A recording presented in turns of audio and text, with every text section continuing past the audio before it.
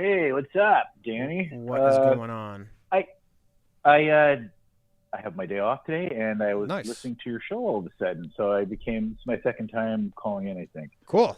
This whole thing with Iran. I used to be a military officer. I flew attack helicopters. I was a Cobra pilot before the internet, Yeah. and so I used to keep I could tell you when gas prices were going to go up about 3 days before they were going to happen, based on OPEC meetings or whatever. I wasn't a intel officer. I was just a grunt. Yeah. And what Trump's doing right now, nobody's talking about it in the media. But like him taking out Venezuela, brokering a bunch of peace deals to stop the war machine from going, and him taking out Iran, which on face value it kind of looks like Israel's got him by the nostrils. Sure. But I what mean, he's doing saying is it, he's so. trying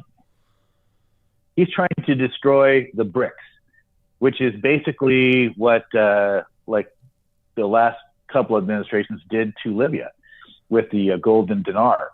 They want to stop money that's going to be different besides the U.S. dollar. And so by taking out, Team America Week when he was blowing up the gunboats, and he got Maduro, and now this is the Trump show. This is going to continue right up to the midterms, but it won't be boots on the ground. There'll be international people in Iran, Saudi Arabia, a bunch of different countries that are not Shiites, but that are Sunnis, are going to do something, right? It's not going to, I can't see Trump wanting it to turn into Libya. No. Because most government people do. The oligarchs, they want fucking that. They want destruction. They want people to be poor. They don't want a middle class. And so, this is basically gunboat diplomacy, like with Japan in the late 19th century. He's So you're going liking by this. and kicking asses. You're liking this. I'm not liking it. As a military officer, I'm just telling you, this is what is happening. This is what is happening. Okay. And nobody fucking asked me about how I wanted to spend my tax dollars. Nobody asked me about letting 20 million immigrants coming into the country. Sure. I mean, the government doesn't fucking care because the government's not in charge. The oligarchs are in charge. Mm-hmm. And so this diplomacy that he's doing, and like I said, I'm not for it. I'm just telling you, this is obviously from the outside as a military officer. He took out Venezuela. What's happening with Brazil? I have no idea. But I don't know. He's in charge. He's in charge of all these things, right? But all of the countries in China, part of the BRICS movement, Yeah. Now they can't get oil. That's gonna really fucking destroy them. See, that's a strategic attack on China. Yeah, and I mean there is the China letting element. them not get free oil. Yeah, for sure. There is. I mean, it's 1 million barrels a day plus. Maybe it's slightly more than that they now have to find elsewhere. I don't know how. Maybe Cole said this. I don't know how hard it is to go find 1 million barrels a day, but I imagine you don't do it overnight.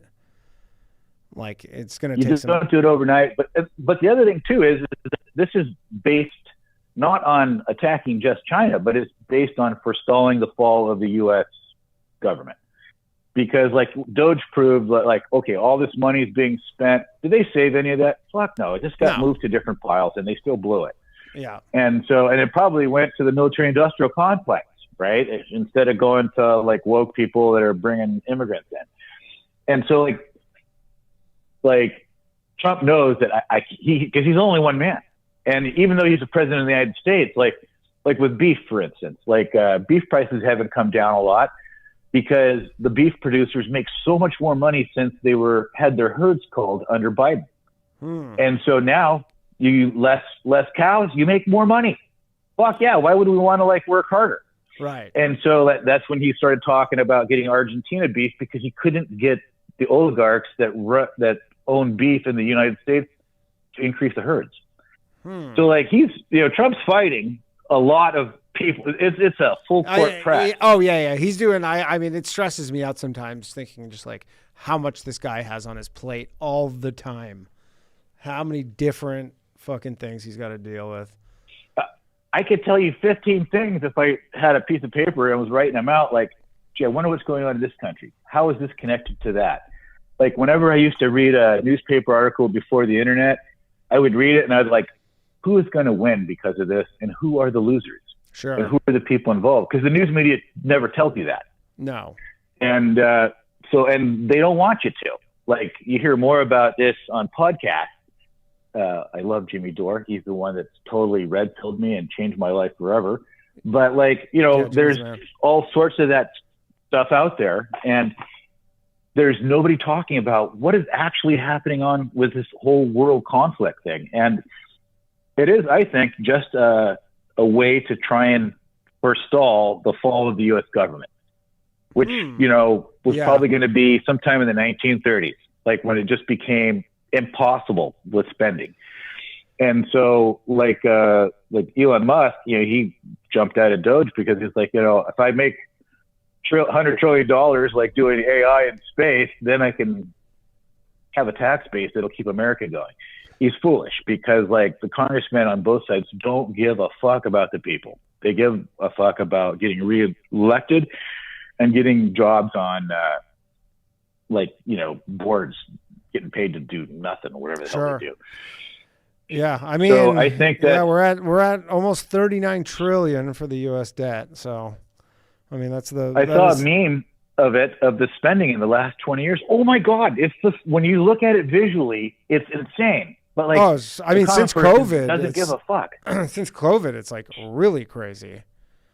Like COVID, I think it was like 8 trillion or something in COVID at the start of COVID. And since COVID, the way the government ran all that and said everything that they were saying about it, what makes you think that nobody in the media is talking about like what's really going on? This is gunboat diplomacy. We're trying to keep America afloat. I'm not, for killing people for their money, but that's what's happening.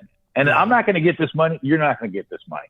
No. It's kind of the oil producers and the oligarchs that are backing him because they're like, okay, he doesn't want to have wars everywhere. And that's the only thing that we do well, spend tax money and blow people up. Yeah. So like he's focusing true. He's focusing it on like, let's do regime change. We'll take out Maduro. Did he destroy the government? Well, fucking took Maduro out.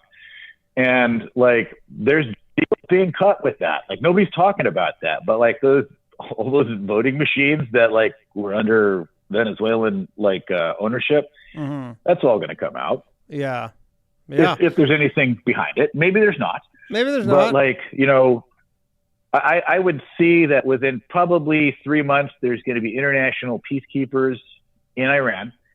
And it's going to be probably at least 30-40% are going to be from Islamic countries that are Sunni, not Shiite, because they're totally different. Yeah, totally different. The last guy was talking about like Muslim world, the Shiite and the Sunni world, they're different. Yeah, they're not even they hate each other close to Protestants. And absolutely. And so that's why they launched a bunch of missiles at all the Sunni countries. Right. And so because they know this, right? All the people in the government knows what's really going on, but nobody talks about it. I mean, that would be a good outcome, to be honest, is if it was just like a bunch of Muslim peacekeepers and U.S. could kind of just be like... It's not going to be most, but there's going to be some. There'll be some. And like, I think there'll be enough. The biggest problem for the plan will be the retards that like just want to get government contracts that are generals. They don't give a fuck about anything. They're like in that movie RoboCop when the guy says, who cares if they work? We'll just sell a whole bunch to the military and make a bunch of money. Sure. I mean, that's all they care about. They just want to, And so in that sense, what's going to happen is he's turning their direction to something that is topple the government, but not let them do the rebuilding shit that they did in Afghanistan. Because like that's going to be retarded. You're going to get a bunch of generals that are just after payola, and it's going to be total corruption. It'll be I mean, the worst case scenario would be like if we just wind up in this exact same position in 10, 20 years where you're like, just like nothing happened. You have a hostile thing and the repressed like populace and just a whole lot of nothing. And you're like, at least like if he just actually gets the job done, which I understand is hard, but he's going to get that done.